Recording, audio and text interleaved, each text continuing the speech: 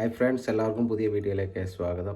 ഇന്ന് ചെയ്യാൻ പോകുന്നത് ഒരു സ്പെഷ്യൽ ചിക്കൻ റെസിപ്പിയാണ്. ചിക്കൻ റോസ്റ്റ് നമുക്ക് എങ്ങനെ എളുപ്പത്തിൽ തയ്യാറാക്കാമെന്ന് നോക്കാം.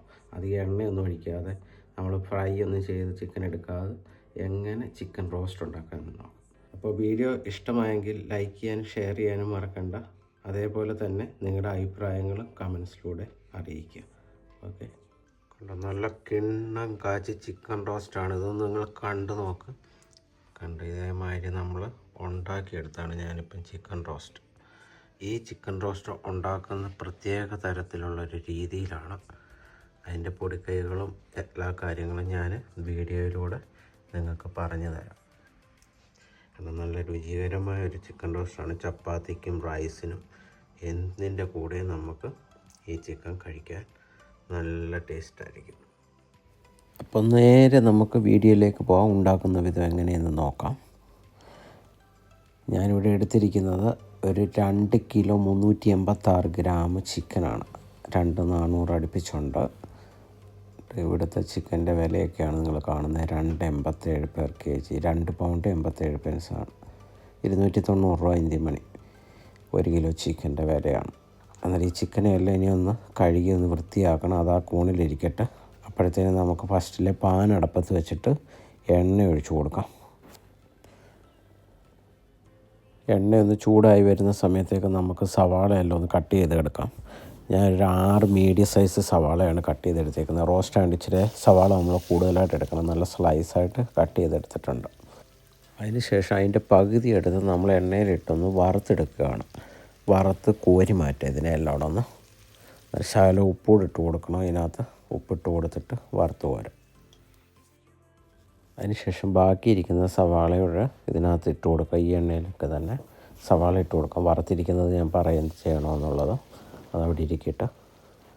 ഇനി ബാക്കിയുള്ള സവാള നമ്മൾ ഇതിലേക്ക് ഇട്ട് കൊടുത്തിട്ട് ഇച്ചിരി ഉപ്പും മഞ്ഞൾപ്പൊടിയും ഗരം മസാലയെല്ലാം ഇട്ട് കൊടുക്കാൻ പോവുകയാണ്. ഉപ്പ് പാകത്തിനിട്ടോ, മഞ്ഞൾപ്പൊടി 1/2 ടീസ്പൂൺ ഇട്ടും ഗരം മസാല ഒരു 1 ടീസ്പൂണിന് അടുപ്പിച്ച് നമ്മൾ ഇട്ട് കൊടുത്തിട്ടുണ്ട്.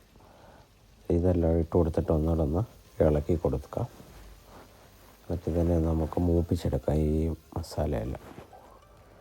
ഉള്ളിയെല്ലാം നല്ലപോലെ വഴണ്ട് വന്നിട്ടുണ്ട്. ഇനിയും ജിഞ്ചർ ഗാർലിക് പേസ്റ്റ് ചേർക്കുകയാണ്. ഞാൻ ഒരു 2.5 ടീസ്പൂണ് ജിഞ്ചർ പേസ്റ്റ് ചേർത്തിട്ടുണ്ട്.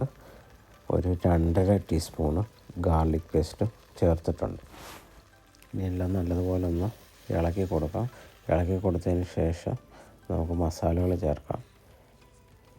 ഇനി എരിവുള്ള മുളക് പൊടി ഞാൻ 1 ടേബിൾ സ്പൂണിന് ഇട്ട് കൊടുത്തിട്ടുണ്ട്.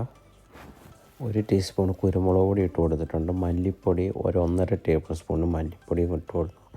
Kashmiri chilli powder 1 table spoon ഇട്ട് കൊടുത്തു. ഇതെല്ലാം നല്ലതുപോലെ ഒന്ന് മിക്സ് ചെയ്തിട്ട് ശകലം ചിക്കൻ മസാലയുടെ ചേർക്കുന്നുണ്ട് 1 ടേബിൾ സ്പൂണോളം. എല്ലാം മസാലയെല്ലാം ഇളക്കി ഒന്ന് മൂത്ത് വരുമ്പോഴത്തേന് ഒരു 3 തക്കാളി അരിഞ്ഞതും 1 പിടി മല്ലിച്ചപ്പൂട് അതിലേക്ക് ഇട്ട് കൊടുക്കുന്നുണ്ട്. ഇനി ഇതിനെല്ലാം ഒന്ന് വഴറ്റിയെടുക്കാം. നല്ലൊരു കുറുകിയ പരുവത്തിലാക്കിയെടുക്കാം. ഈ പാൻ അടച്ചു വെക്കാം. ഒരു 10 മിനിറ്റ് അവിടെ ഇരിക്കട്ടെ. അപ്പോഴത്തേനെല്ലാം ഒന്ന് മൂത്ത് വന്ന് മസാല റെഡി ആയിട്ടുണ്ട്. നമ്മുടെ ചിക്കനും കഴുകിയെടുത്തിട്ടുണ്ട്. ഇനി ആ ചിക്കനെല്ലാം പറക്കി ഈ മസാലയിലേക്ക് ഇട്ട് കൊടുക്കാം. അന്നേരം ഓരോന്നായിട്ട് നമുക്ക് ചിക്കനെല്ലാം പറക്കിയിട്ട് കൊടുക്കാം. ചിക്കൻ വേകാൻ വേണ്ടി നമ്മൾ ഫുൾ അടച്ചു വെക്കുന്നില്ല. ഇച്ചിരി ഒന്ന് തുറന്ന് വെച്ചേക്കുക. വെള്ളം ഒന്ന് പറ്റാൻ വേണ്ടിയാണ് ഹൈ ഫ്ലെയിമിൽ ഇട്ടേക്കുക. 1 ടീസ്പൂൺ ഉപ്പൂടി ഇട്ട് കൊടുത്തിട്ടുണ്ട്. 1 ടീസ്പൂൺ കുരുമുളക് പൊടി ഇട്ടിട്ടുണ്ട്. ഇനി നമ്മൾ വറുത്ത് വെച്ചിരിക്കുന്ന ഈ സവാള ഇതിലേക്ക് ഇട്ട് കൊടുക്കുകയാണ്. ഇതാണ് ഇതിൻ്റെ ഹൈലൈറ്റ്. ആ ചിക്കൻ റോസ്റ്റിനെ നല്ല രുചികരമാക്കി മാറ്റുന്നത്.